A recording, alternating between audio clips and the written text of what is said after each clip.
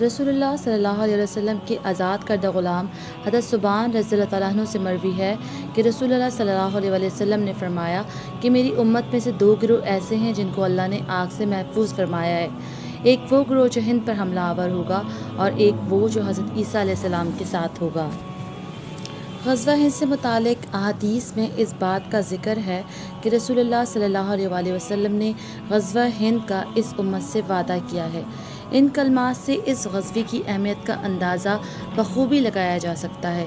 اسی وجہ سے علماء اسلام نے اپنی بکس میں غزوہ ہند سے متعلق احادیث کو بیان کیا ہے اور اس امانت و بشارت کو ہر دور میں آئندہ آنے والی نسلوں تک منتقل کیا ہے۔ اہل ایمان اس بات کو بخوبی جانتے ہیں کہ اللہ اور اس کے رسول صلی اللہ علیہ وسلم اپنے وعدے کو وفا کرتے ہیں، اس لیے غزوہ ہند کے واقع ہونے میں کسی قسم کا کوئی شک نہیں ہونا چاہیے۔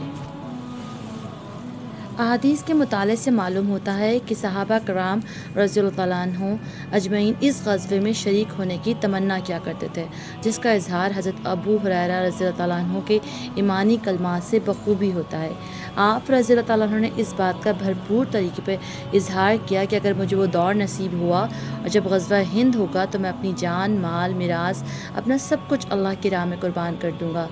تقسیم ہند کے بعد مشرکین ہند نے کبھی پاکستان کے وجود کو تسلیم نہیں کیا اور تاحال اہل پاکستان ان کے ساتھ ہمہ جدی جنگ میں مصروف ہیں۔ غزوہ ہند سے متعلق احادیث میں حضرت ابو ہریرہ رضی اللہ عنہ نے شہادت کی تمنا کا اظہار کیا، کیونکہ اس غزوے میں جو لوگ شہادت کی عظیم نعمت سے ہمکنار ہوں گے وہ اللہ کے نزدیک افضل الشہداء میں سے ہوں گے۔ تو قرآن حکم میں اللہ تعالیٰ فرماتے ہیں کہ جو لوگ اللہ کی راہ میں مارے جائیں انہیں مت کہو کہ یہ مردہ ہیں، وہ مردہ نہیں بلکہ وہ زندہ ہیں، لیکن تمہیں ان کی زندگی کا شعور نہیں۔ اس غزوے میں شریک ہونے والوں کے لیے ایک بشارت یہ بھی ہے کہ اللہ تعالیٰ ان کے تمام گناہوں کو معاف فرما دے گا، اور اگر کوئی شخص اس غزوہ میں شہادت حاصل نہ کر سکا اور غازی بن کر لوٹا تو اللہ تعالیٰ اس کو جہنم کی آگ سے محفوظ فرمائیں گے۔ حضرت کعب رضی اللہ تعالیٰ عنہ سے مروی ہے کہ کہا کہ بیت المقدس میں ایک بادشاہ ایک لشکر ہند کی طرف بھیجے گا، وہ اسے فتح کریں گے، بس وہ ہند کی زمین کو روندیں گے اور اس کا خزانہ حاصل کریں گے۔ وہ بادشاہ اس خزانے کو بیت المقدس کا زیور بنا دے گا اور لشکر اس بادشاہ کے پاس ہند کے بادشاہوں کو جکڑ کر لائیں گے اور اس کے لیے جو مشرق اور مغرب کے درمیان ہے فتح کر دیا جائے گا، اور ان کا قیام دجال کے نکلنے تک ہند میں ہوگا۔ حضرت ابو ہریرہ رضی اللہ تعالیٰ عنہ سے مروی ہے کہ ایک دن رسول اللہ صلی اللہ علیہ وسلم نے غزوہ ہند کا ذکر فرمایا۔ آپ صلی اللہ علیہ وسلم نے ارشاد فرمایا کہ ایک لشکر تمہارے لیے ضرور ہند پر حملہ کرے گا، اللہ تعالیٰ ان کو فتح عطا فرمائیں گے یہاں تک کہ وہ سندھ کے بادشاہوں کو زنجیروں میں جکڑ کر لائیں گے، اللہ تعالیٰ ان کے گناہوں کو معاف فرما دے گا۔ جب وہ واپس لوٹیں گے تو عیسیٰ ابن مریم کو شام میں پائیں گے۔ حضرت ابو ہریرہ رضی اللہ عنہ نے فرمایا کہ پس اگر میں نے وہ غزوہ پایا تو میں اپنا نیا اور آبا و اجداد میراث میں ملا ہوا مال بیچ دوں گا اور اس غزوے میں ضرور شریک ہوں گا۔ بس جب اللہ ہمیں فتح فرمائے گا تو ہم واپس لوٹیں گے اور میں آگ سے آزاد ہو کر ابو ہریرہ ہوں گا، اور وہ لشکر شام آئے گا تو مسیح ابن مریم سے ملاقات کروں گا۔ بیت المقدس اس وقت یہود کے قبضے میں ہے۔ احادیث سے معلوم ہوتا ہے کہ بیت المقدس غزوہ ہند کی تکمیل سے پہلے آزاد ہو جائے گا اور وہاں سے ہی ہندوستان کی فتح کے لیے لشکر اسلام کو روانہ کیا جائے گا۔ حضرت امام مہدی علیہ السلام ایک لشکر کو ہند فتح کرنے کے لیے ارسال فرمائیں گے، اور جب وہ واپس لوٹیں گے تو حضرت عیسیٰ بن مریم علیہ السلام کا نزول ہو چکا ہوگا۔ بس غزوہ ہند کی بشارت کو حاصل کرنے کے لیے اہل اسلام مشرکین ہند سے جہاد کرتے رہیں گے، لیکن اس کی تکمیل حضرت سیدنا امام مہدی علیہ السلام کے دست مبارک سے ہی ہوگی۔ پاکستان کو چاہیے کہ وہ ان ہدایات کی بنیاد پر اپنی دفاعی اور اقدامی پالیسی کو ازسر نو مرتب کریں، کیونکہ جب تک بیت المقدس فتح نہیں ہوگا اس وقت تک مشرق وسطیٰ میں برپا جنگ جاری رہے گی اور مشرکین کی طرف سے ہونے والے مظالم بھی بڑھتے ہی چلے جائیں گے۔ فتح خیبر کی طرح یہودیوں کی شکست کے بعد ہی مشرکین کو مکمل شکست دینا ممکن ہوگا۔ جس لشکر کو امام مہدی علیہ السلام ہند فتح کرنے کے لیے بھیجیں گے، احادیث میں ان کے لیے 8 عظیم بشارتیں ہیں۔ نمبر 1، ہند مکمل طور پر ہمیشہ کے لیے فتح ہو جائے گا اور وہ اس سرزمین کو اپنے قدموں تلے رون دیں گے۔ نمبر 2، اللہ تعالیٰ ان کے تمام گناہوں کی مغفرت فرما دے گا۔ نمبر 3، ان کو مال غنیمت وافر مقدار میں ملے گا جس سے وہ بیت المقدس کو مزین کریں گے۔ نمبر 4، ہندوستان کے بادشاہوں کو بیڑیوں میں جکڑ کر لشکر امام مہدی علیہ السلام کے سامنے پیش کریں گے۔ نمبر 5، وہ لشکر جس قدر اللہ چاہے گا وہ ہندوستان میں رہے گا اور پھر شام میں حضرت عیسیٰ علیہ السلام کے ساتھ شامل ہونے کی فضیلت حاصل کرے گا۔ نمبر 6، اس لشکر کو دجال اور اس کے گروہ سے لڑنے کی فضیلت حاصل ہوگی۔ نمبر 7، مشرق و مغرب کے مابین جو کچھ ہے وہ فتح ہوگا۔ نمبر 8، اس کے شہداء افضل ترین شہید ہوں گے اور اس کے غازیوں کو جہنم سے خلاصی کی بشارت ہے۔ نمبر 9، غزوہ ہند سے قبل بیت المقدس فتح ہو جائے گا۔ بس وہ افراد جو غزوہ ہند سے متعلق احادیث کو جھوٹا اور موضوع قرار دیتے ہیں انہیں اس عمل سے سخت اجتناب کرنا چاہیے۔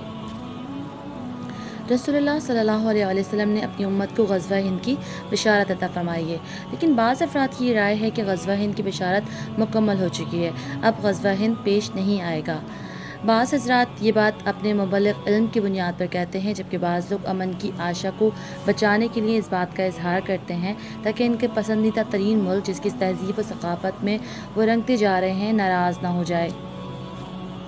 اگر ہم غزوہ ہند سے متعلق وارد ہونے والی تمام احادیث اور اس سے متعلق محدثین و مورخین کے اقوال اور امت کا عمل دیکھیں تو ہم پر یہ بات واضح ہوتی ہے کہ حضرت محلب بن صفرہ سے لے کر آج تک اہل اسلام کی مشرکین ہند سے جتنی بار بھی جنگ ہوئی ہے وہ اسی بشارت میں شامل ہے، اور احادیث کے مطابق غزوہ ہند کی تکمیل حضرت سیدنا امام مہدی علیہ السلام کے دست مبارک پر ہوگی، جس کے نتیجے میں ہند ہمیشہ کے لیے مسلمانوں کے ماتحت ہو جائے گا۔ حضرت امام قرطبی حذیفہ بن یمان رضی اللہ تعالیٰ عنہ سے روایت ہے کہ رسول اللہ صلی اللہ علیہ وآلہ وسلم نے فرمایا کہ سندھ کی خرابی ہند سے ہے اور ہند کی خرابی چین سے ہے۔ اسی روایت کو امام ابن کثیر نے بھی روایت کیا ہے، اور اسی روایت کو امام ابو عمر ودانی نے بھی اپنی کتاب میں روایت کیا ہے۔